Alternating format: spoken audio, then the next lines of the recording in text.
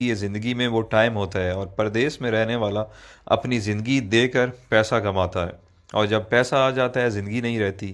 آپ کے ماں باپ نہیں رہتے، آپ کے بچوں کا بچپن نہیں رہتا، آپ کی بیوی بوڑھی ہو جاتی ہے، آپ کے دوست یار آپ سے جدا ہو جاتے ہیں، آپ اپنا علاقہ، خوشی غمی سب چیزوں سے دور ہو جاتے ہیں۔ آپ کی زندگی صرف ایک پیسہ کمانے والی مشین، بلکہ اے ٹی ایم مشین بن کے رہ جاتی ہے۔ آپ مہینے کے مہینے اس سے پیسے نکالتے ہیں اور گھر بھیج دیتے ہیں، یہ آپ کی زندگی ہے۔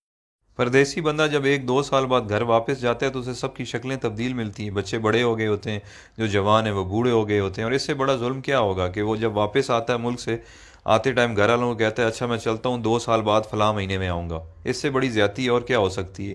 اتنا مجبور ہے کہ 2 سال بعد اس کو آنا ہے، وہ اپنی مرضی سے آ جا بھی نہیں سکتا۔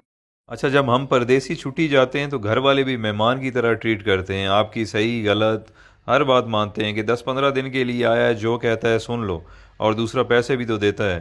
میں نے بہت سارے پردیسی لوگوں سے ڈسکس کی ہے، جب وہ 30 35 سال گزارنے کے بعد ملک واپس لوٹتے ہیں تو ان کے بچے بھی ان کی عزت نہیں کرتے ہیں، کیونکہ انہیں آپ کی عادت نہیں ہوتی ہے۔ وہ کچھ دن بعد کہنے لگے کہ ابا باہر ہی ٹھیک تھا، ہر وقت روکتا ہے ٹوکتا ہے، یہ نہ کرو وہ نہ کرو، بیوی بھی اب اتنی عزت نہیں کرے گی کیونکہ آپ بوڑھے ہو چکے ہیں اور پیسے بھی نہیں کماتے۔ یہ ساری چیزیں اتنی جلدی آپ کو ہضم نہیں ہوں گی، کیونکہ جب آپ پردیس سے آتے تھے تو آپ کو منسٹر جیسا پروٹوکول ملتا تھا، جو اب واپس آنے پر نہیں ملے گا۔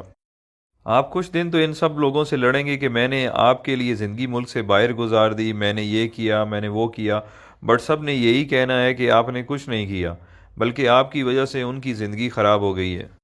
فائنلی دل برداشتہ ہو کر آپ نے ایک کونا پکڑ لینا ہے، بیٹھ کے سوچتے رہنا ہے کہ میرے ساتھ ہوا کیا ہے، میں نے کیا کیا ہے۔ اس دوران لوگ آپ کو پاگل نہیں تو کم از کم یہ کہنا ضرور شروع کر دیں گے کہ بڈھا کھسکا ہوا ہے، اس کی باتوں پہ زیادہ دھیان نہ دیا کریں۔ آخر کار لوگوں کے بیہیویئر رویوں کو سوچتے سوچتے آپ حقیقت میں پاگل ہو جائیں گے اور اپنے خالق حقیقی سے جا ملیں گے۔ یہ ہے پردیسیوں کی زندگی کی سٹوری، جس میں خود بھی شامل ہوں۔ جو پردیس میں رہتے ہیں وہ میری باتوں کو اچھی طرح سمجھ رہے ہوں گے، کیونکہ جس پہ گزرتی ہے وہی جانتا ہے۔ اب آپ مجھے بتائیں اچھا فیصلہ کیا ہے؟ ایک طرف پیسہ، صرف پیسہ اور صرف پیسہ ہے، اور دوسری طرف زندگی جس میں ماں باپ ہیں، بچے ہیں، بیوی ہے، دوست یار ہیں، اپنا ملک ہے، سب کچھ ہے۔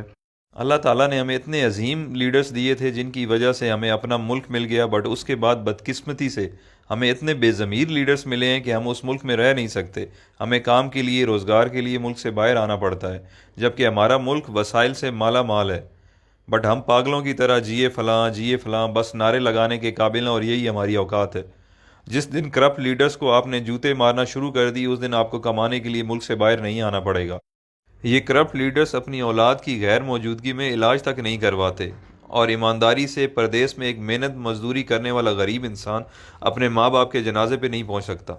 آپ کبھی تجربے کے طور پر 1 گھنٹہ انٹرنیشنل ایئرپورٹ پر ارائیول اور ڈپارچر میں گزار لیں، آپ لوگوں کو اندازہ ہو جائے گا کہ پردیس میں رہنے والے اور ان کے گھر والے کس تکلیف سے گزر رہے ہیں۔ یہ ساری باتیں کرنے کا مقصد ہرگز یہ نہیں ہے کہ میرے پردیسی بھائی آج ہی نوکری چھوڑ دیں اور اپنے ملک واپس چلے جائیں۔